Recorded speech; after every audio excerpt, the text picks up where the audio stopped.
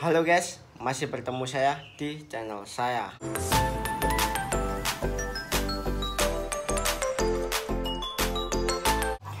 Di video kali ini saya akan berbagi cerita ya tentang suka dan duka menjadi konten kreator. Mungkin awal sebagian kalian menganggap itu mudah, menganggap itu gampang, menganggap itu hal yang menyenangkan. Padahal sebenarnya yang saya alami itu tidak ya. Karena lebih banyak mirisnya daripada hal yang menyenangkan gitu loh guys. Misal kita awal ya buat video itu nggak akan bisa langsung rame, nggak akan bisa langsung yang nonton banyak, itu nggak mungkin guys. Karena awal itu saya juga pernah ya, kan pertama kali buat video di YouTube saya itu tahun 2020 kemarin, tepatan kalau nggak salah itu bulan Juni kalau nggak salah, Juli kalau nggak Juli ya Juli, kalau nggak Juni ya Juli, pokoknya antara itu. Awal saya buat itu nggak pakai editing apapun dan nggak pakai nggak pakai thumbnail, juga nggak pakai itu intro itu nggak pakai. Jadi ya polosan, langsung direkam sama pakai HP gini, langsung ngomong gitu. Habis itu ya udah diupload gitu aja. Dan awal itu nggak ada yang nonton sama sekali guys, karena yang nonton cuma aku sama keluarga aku aja.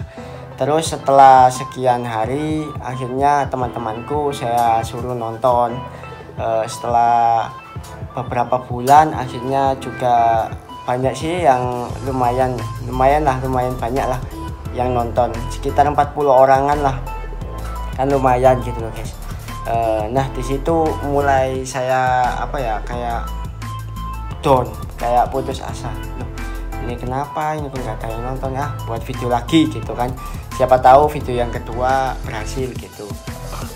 Setelah membuat video kedua, malah nggak ada yang nonton sama sekali, cuma 5 aja yang nonton, 5 orang aja. Dan video ketiga cuma 10 orang aja.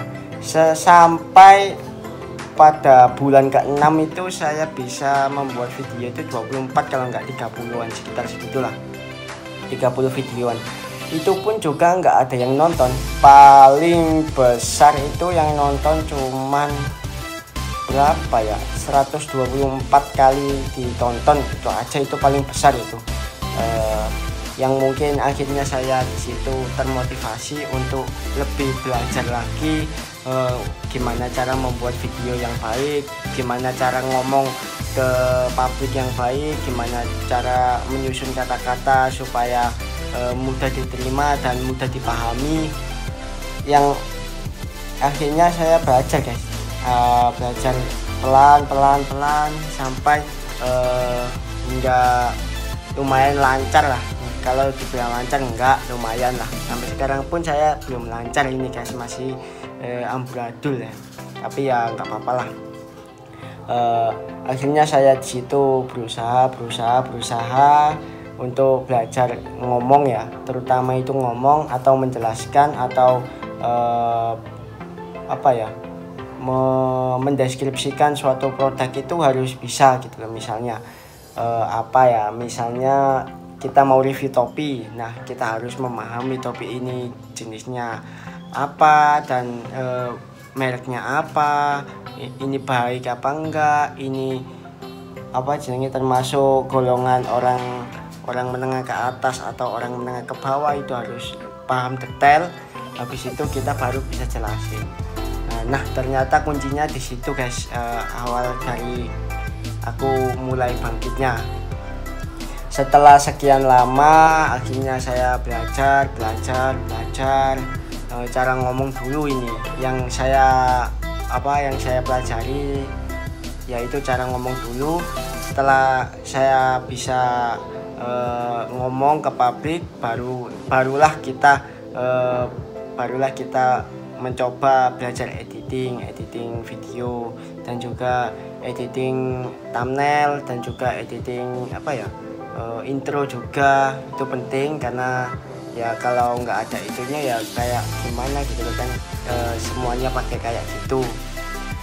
Yang akhirnya lama kelamaan di berapa bulan ya, sekitar pokoknya 8 bulanan channel saya itu berkembang pesat guys, alhamdulillah. Yang nonton itu pernah sampai 24.000 ya, salah satu video saya yang judulnya itu cara download Facebook Lite itu, karena mungkin banyak yang suka dan banyak yang banyak yang cari video itu. Akhirnya di situ saya mulai semangat guys, karena kan video saya banyak yang nonton nih, jadi aku semangat buat video lagi dan cara ngomongnya lebih diperbaiki lagi untuk menjelaskan ke publik. Nah di situ saya buat lagi, akhirnya ada yang sukses sih, ada yang enggak. Jadi enggak semuanya videoku itu sukses untuk ditayangkan di publik. Beberapa aja yang sukses, cuman banyak yang tidak. Tapi ya nggak apa-apa lah. Setelah sekian lama, aku baru ingat, oh iya, percuma aku buat konten tapi nggak dapat apa-apa gitu kan. Akhirnya saya mencari tahu di YouTube itu cara gimana dapat cuan dari YouTube gitu kan. Setelah saya pelajari dan akhirnya ada teman saya juga tanya ke teman saya itu, ternyata suruh daftar yang namanya Google AdSense, itu adalah penyedia iklan buat YouTube gitu katanya. Oh ya udah, terus saya main ke rumahnya teman saya, minta ajarin untuk daftar. Pas waktu itu suruh bawa KTP, kakak juga sih. Setelah saya daftar kan ngisi semua itu, ngisi kayak nama, alamat, tempat lahir kayak gitu komplit. Saya itu posting foto KTP ya, sama posting gitu, terus sama nautkan nomor rekening juga. Habis itu setelah semuanya selesai, saya daftar di OK. Mungkin kisaran 3 hari baru saya diterima. Nah setelah diterima itu saya itu seneng banget guys, karena kan saya selama ini yang saya tunggu-tunggu itu ya ini sebenarnya gitu. Nah untuk persyaratan buat menampilkan iklan itu kan perlu, kalau nggak salah kata temanku itu perlu 4.000 jam tayang sama 1.000 pelanggan. Jadi harus terpenuhi dulu itu, baru kita bisa pengajuan untuk mendaftar buat iklan di konten kita gitu. Nah setelah sekian lama, pas tepat 1 tahun itu ada salah satu video saya yang kontroversi juga, yang mengkritik juga ya, yang pokoknya gitulah. Nah di situ saya pakai backsoundnya itu backsound yang nggak tahu sih, saya soalnya ambil bukan dari YouTube library bukan, tapi dari luar ya. Akhirnya saya nggak tahu kalau itu musiknya siapa, nggak tahu, pokoknya tak pakai enak soalnya, karena untuk pembawaan saya sama musiknya itu tepat. Nah setelah saya pakai itu, pertama belum dapat klaim apa-apa, dan akhirnya sempat juga sih 4 video saya itu yang model kayak gitu itu viral, sampai yang nonton itu kisaran 1,5 juta orang lah. Nah di situ saya mendapatkan cuan lebih banyak dari sebelumnya. Yang sebelumnya cuma 200.000, 300.000 ya, sampai maksimal paling 500.000 untuk per bulannya. Ini bisa mencapai 5.300.000 rupiah per bulan. Itu berjalan kisaran 3 bulanan mungkin ya. Setelah jalan 3 bulanan, 4 video saya yang lagi viral itu dan menduduki video trending ya, dan menduduki video trending itu nomor 10 kalau nggak salah, trending video nomor 10 di YouTube. Nah pas waktu itu saya ngerasa seneng setelah 3 bulan.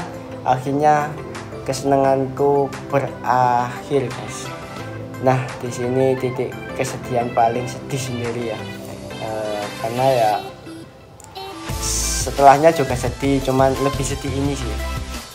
Setelahnya mungkin sedihnya video kita nggak ada yang nonton, terus dihujat, dihina. Saya juga pernah sih dihina juga, dihujat sama netizen, itu juga pernah.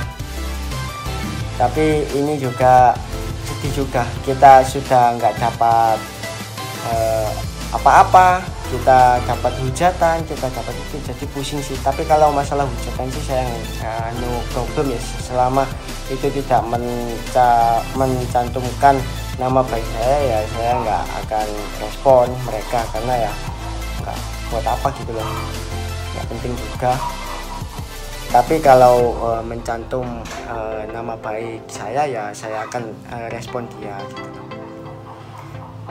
Terus habis itu saya di situ mulai down karena ya nggak ada penghasilan, terus kita dituntut buat konten, terus kita di situ banyak, ya bukan banyak sih, ada aja lah hujatan netizen. Akhirnya di situ saya merasa kayak perjuangan saya itu sia-sia. Tapi ya setelah sekian lama, setelah saya riset kembali, setelah saya koreksi kembali, ya ini emang kita diberi keenakan itu pasti akan diberi ketidakenakan. Jadi nggak mungkin lah orang itu diberi enak terus nggak pernah diberi tidak enak, itu nggak akan. Jadi semua orang yang hidupnya akan enak itu dulunya itu nggak enak gitu loh. Dan semua orang yang hidupnya enak itu belum tentu dia enak terus, pasti akan melalui hal-hal yang tidak enak, itu akan pasti melalui itu. Dan setelah sekian lama saya di Banned itu kan, di Banned kan tidak bisa apa-apa ya, kita tidak bisa ngapa-ngapain selama 3 bulan kecuali upload aja. Jadi ya udah, aku upload cuman jarang sih, upload. Setelah masa pemblokirannya, masa Bannednya itu berakhir, saya pun itu kan disuruh teman saya ya hapus videonya. Setelah dapat email pemblokiran YouTube channel saya, itu dapat masukan dari teman, itu suruh hapus videonya, karena kalau nggak dihapus nanti akan di-banned permanen atau selamanya dan tidak akan bisa dibuka kembali. Nah itu kan saya kan takut kan ya, sudah sekian jauhnya saya berjuang, masa berhenti di tengah-tengah jalan kayak gini.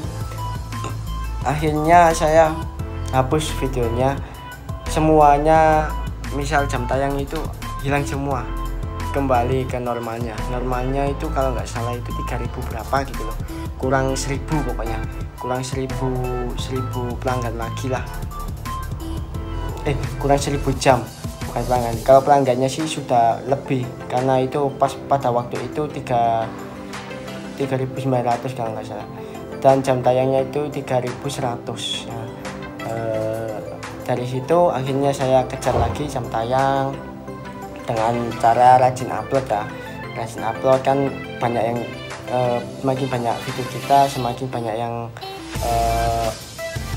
nonton juga, semakin banyak kita mendapatkan jam tayang gitu kan. Akhirnya setelah sekian lama, kalau nggak salah 4 bulan, kalau nggak lebih sih, 4 bulan 2 minggu setelah channel saya ke Banned, akhirnya saya pengajuan ulang lagi. Dan akhirnya alhamdulillah di 1 tahun lebih 5 bulannya channel saya kembali diterima oleh oleh penyedia iklan di YouTube, yang akhirnya sekarang menjadi kayak gini, sudah sejauh ini bisa menjadi 15.000 dan bisa menayangkan iklan kembali. Saya banyak terima kasih kepada kalian yang telah support channel saya, dan terima kasih juga bagi teman-teman saya yang sudah dukung channel saya. Sampai di sini saja. Apabila ada pertanyaan silakan tulis di kolom komentar. See you next time. Wassalamualaikum warahmatullahi wabarakatuh.